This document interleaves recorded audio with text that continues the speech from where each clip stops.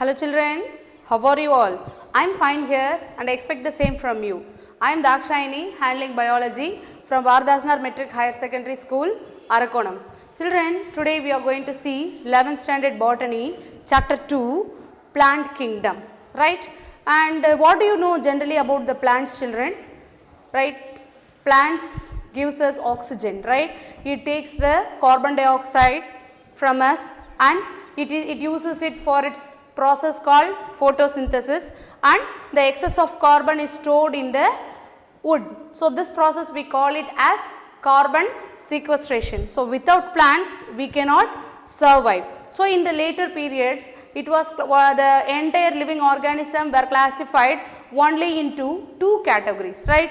One, plants and animals. Later fungi, bacteria, plants, gymnosperms, angiosperms, everything were classified under the same group. But later bacteria and fungi were placed in the different groups, and now kingdom Plantae includes gymnosperms, pteridophytes, angiosperms and tracheophytes, right. So, now apart from this, plants also play an important role in reducing the greenhouse gases, right. What is the use of greenhouse gases, children? If the greenhouse gases increases, the global warming also increases. So, plants reduces the level of greenhouse gases. So, without plants it is not possible for us to survive. So, now in this topic we are going to discuss how the plant kingdom is classified. So, children, first the kingdom Plantae is classified into two categories. One is Thallophyta and another one is Embryophyta. What do you mean by this Thallophyta? Some plants do not show differentiation, right. So, the plants which do not show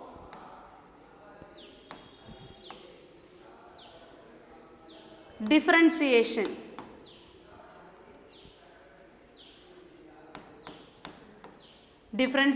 we can classify it into thallophytes. The thallus is the undifferentiated tissue, right.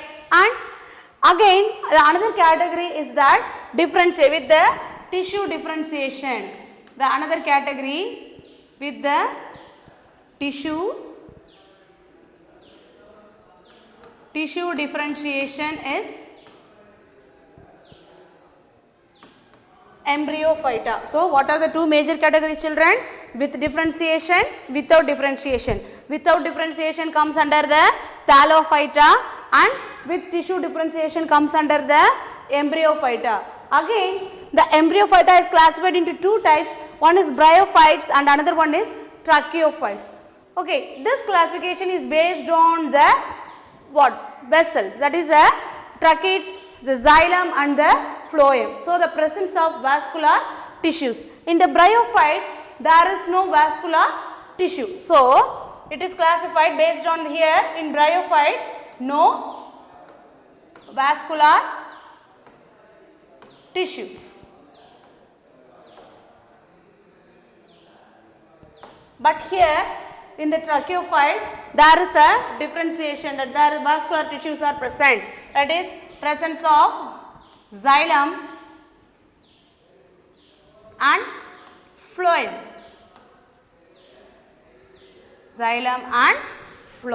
So, first category is based on the differentiation and the second category division is based on the possession of vascular tissues. Again, the Tracheophytes is classified into two types. One is the Pteridophytes and another one is a Spermatophytes. What is Pteridophytes? Just underline in your book and write, children.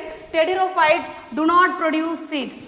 So, no seeds are produced, are classified. The plants which do not produce seeds are classified under the Pteridophytes, and the plants which produces seeds are classified under the Spermatophytes. So, Spermatophyte possesses seeds. Again, the Spermatophyta is classified into two categories. One is the gymnosperms and another one is the angiosperms. What is the gymnosperms? Gymnos means naked. Just split and write. Gymnos means naked. Sperms means seed. So, in gymnosperms, the seeds are naked. The seeds are exposed out of the flower, right? So, that is, it is categorized under the gymnosperms. Angiosperms. Angio means box. Sperms means seed. So, the seeds are closed in the box-like structures. So, which produce the naked seeds are classified under the gymnosperms, and the seeds enclosed inside the fruit, it comes under the angiosperms, and again the angiosperms comes under the two categories. One is monocot with a single cotyledon and the dicot. So, it is an important question, children. Write the classification of kingdom Plantae. So, kingdom Plantae divided into thallophyte and embryophyte. Again, embryophyte is divided into bryophytes and tracheophytes. Again, tracheophytes is divided into pteridophytes and spermatophytes. Again, the spermatophytes is divided into gymnosperms and angiosperms. Again, the angiosperms are classified as monocots and dicots. And now we are going to see about the life cycle patterns. You see, children, some plants undergo both the sexual as well as the asexual phase, right? The sexual phase we call it as diplontic, and the asexual phase we call it as haplontic. So, the plant undergoes two types of cycles. One is a gametophyte stage, that is haplontic, and the sporophyte stage, that is diplontic. So, it undergoes two stages, and this we call it as alternation of generation. So, it is a 2-mark question, children. What is alternation of generation?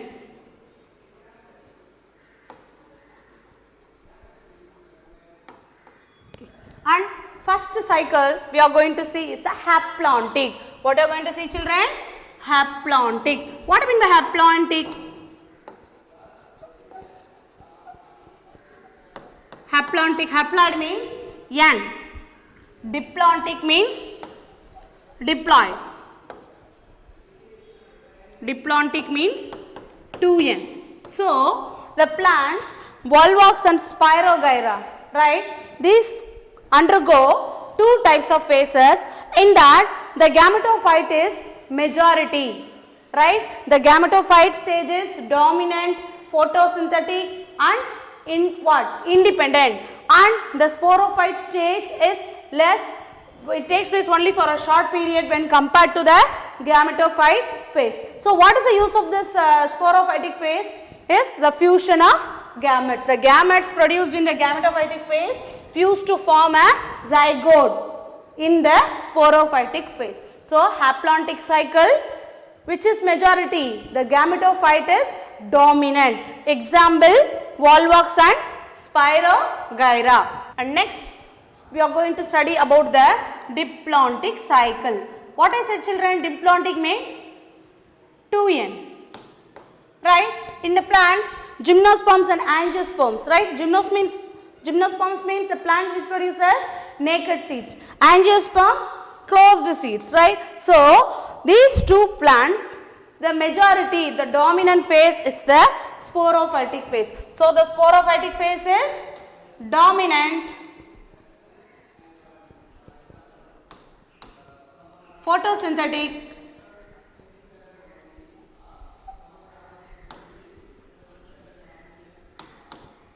and independent.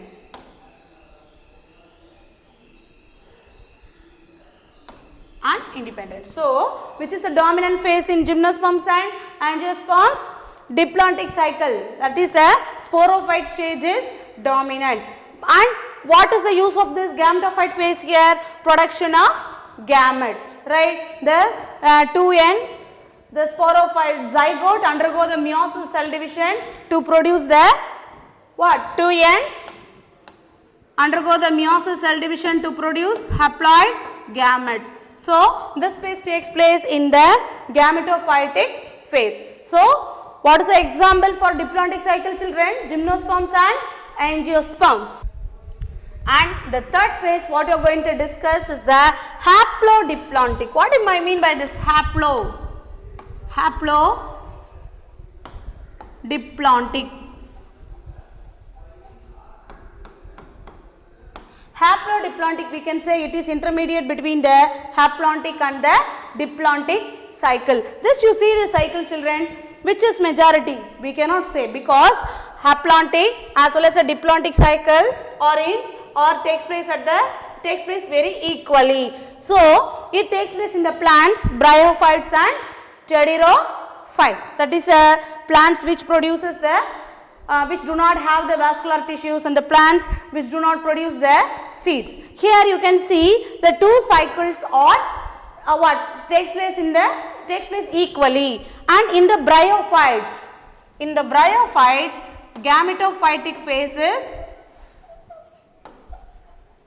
In the bryophytes, the gametophytic phase is dominant, right? And the sporophytic phase takes place, the majority is in bryophytes, which is dominant. Gametophytic phase is dominant, and sporophyte takes place after the gametophytes only, that is for the fusion of gametes. But in the case of pteridophytes,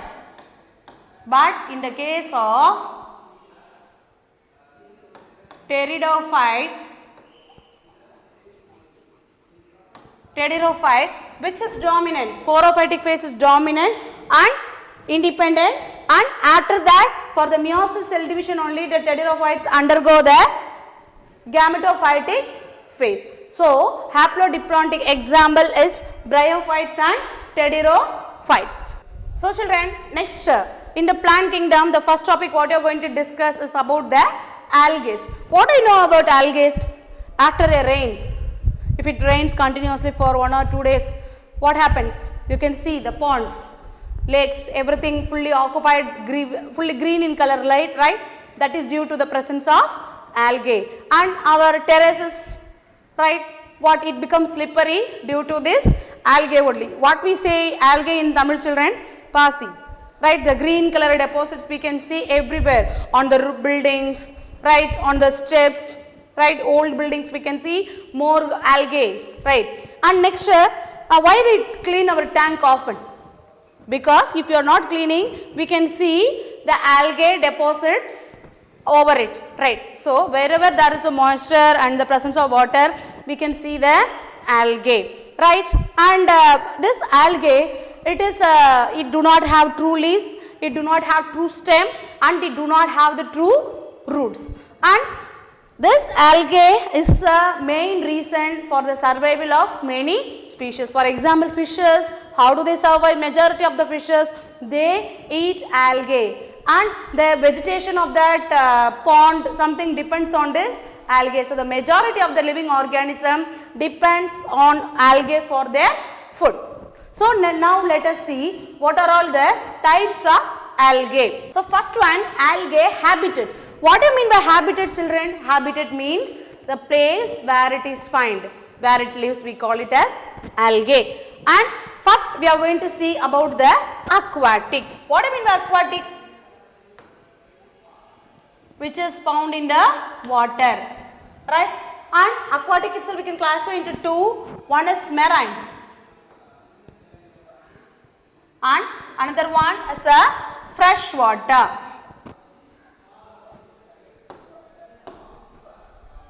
Right. So the algae which is found in seas, right, in the seas, oceans, we can say it as marine. Example for this too, just look at this image, children. Gracilaria, just underline in your book, Gracilaria. This is the image of Gracilaria and Sargassum. These two algae are found in the marine conditions, that is in the seas.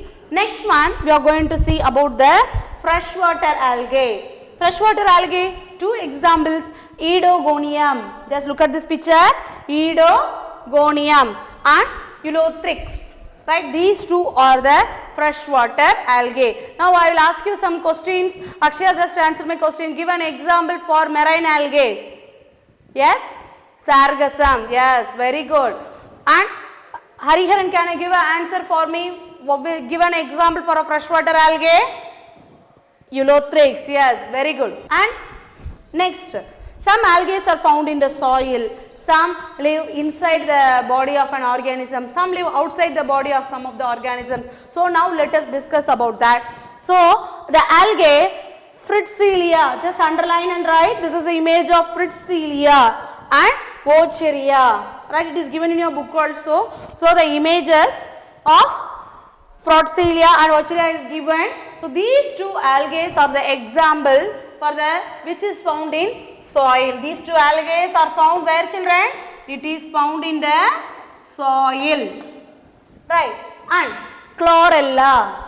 Chlorella, we can say it is found in the, it leads an endophytic. Endophytic means what? It lives inside the body of another organism such as hydra, sponges. So it is said to be endophytic. And another one is Cladophora crispata. They are found on the shells of the mollusk. Mollusk means what? Nattai. Nattai oda odu mele irukum, right? It is found on the shells of the mollusk. Example Cladophora. And finally, halophytic algae. Example Dunaliella salina. Halophytic means it is found in the extreme salty condition. Just underline and write. Salty conditions, halophytic. Cryophytic. Cryophytic, they are found on the snow, right? And this Chlamydomonas nivalis is red in color and it is found on the snow. So it gives a characteristic red color for the snow. So here the snow is called as red snow. Red snow. And epiphytic algae, it is found on the leaves of the plants. Epi means above.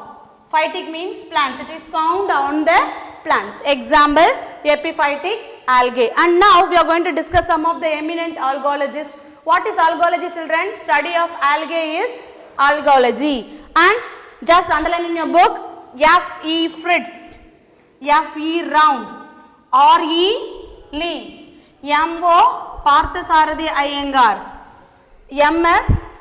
Randava, Y. Bharadwaja, V.S. Sundaralingam, T.B. Desikachari. These are all these persons are eminent personalities in the algology. And Dr. M.O. Parthasarathi Iyengar, he is called as a father of Indian mycology. Mycology is also the study of algae. So who is the father of Indian mycology, children? It's a book back question.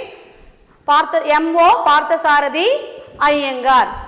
So children, in this topic we discussed about the plant kingdom and about the habitat of the algae. Go through the topic well and write the scientific names, put an heading, write the scientific names step by step in your notebook. So with this session, the algae we started the algae classification and we have attached the study material, assessment and question bank for this lesson. Go through it and make sure how far you understood the topic. Thank you, children. Have a nice day.